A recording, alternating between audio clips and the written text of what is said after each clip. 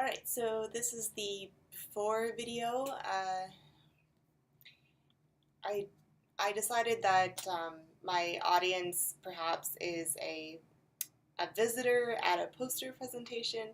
So I bring this up because perhaps it's a point of improvement. I'm trying to use this course to get ready for quals, so I'm trying to create an sort of an audience that requires a sort of defense of my thesis project. But that seemed a bit too inappropriate, I guess, for this kind of a format, so I thought maybe a visitor at a poster presentation, somebody who wants sort of a quick, convincing, sort of thorough but broad analysis of what I'm doing. Anyway, I'll just hit it and we'll see how it goes. All right. So imagining I'm at my poster, sans poster. The goal of this project is to develop a small molecule therapy for nonsense mutations that are found in a neurodegenerative disease called Lafora disease. So currently there's no treatment for Lafora disease, and the development of a drug to treat nonsense mutations would be the first.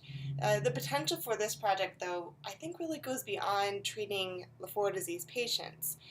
And in theory, this therapy can be applied to any genetic disease for which there's a patient population that carries a nonsense mutation that will prematurely terminate a protein as it's being synthesized.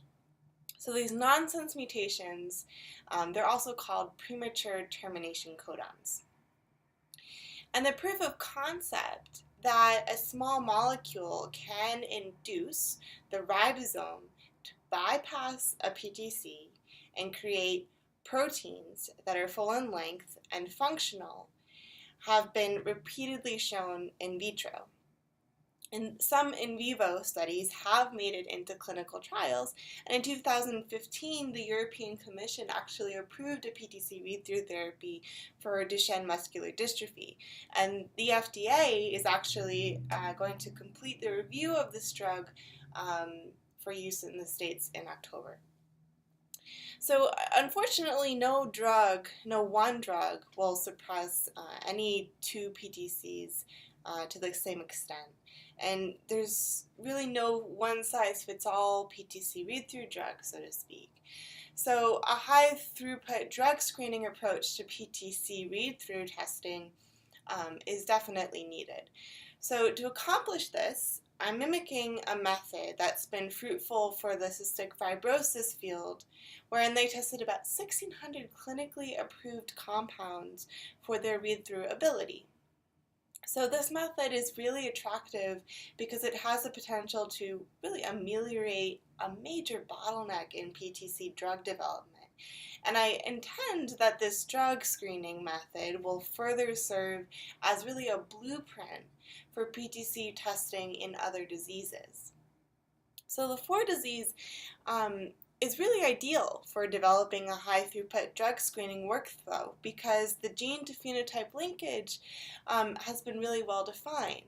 So my advisor and many of his colleagues and members of our lab have defined a clear understanding of the relationship between Lafora disease and a protein called laforin using X-ray crystallography, bio and biochemical assays, and mouse models. And we understand that the loss of functional laforin is going to result in the Lafora disease phenotype. So it appears straightforward that rescuing truncated laforin from a PTC mutation will restore the laforin and the phenotype.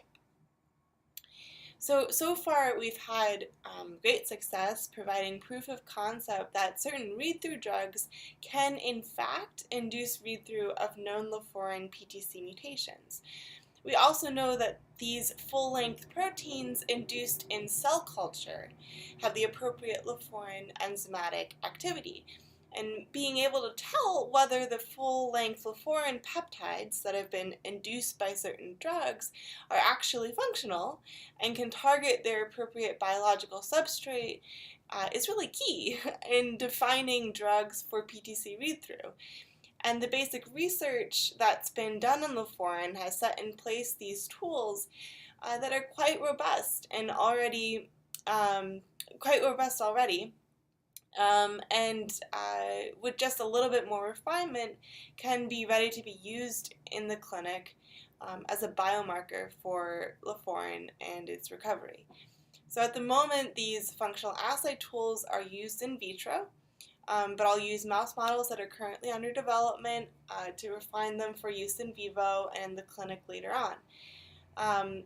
Right now, we're at the stage of in vitro testing, of course, and developing our mouse models.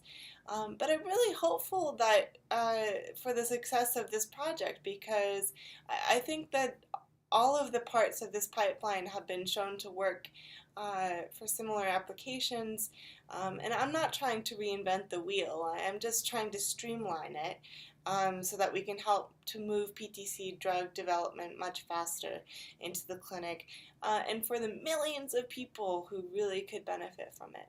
So, that's the thesis in a nutshell. Looking forward to comments, and thanks.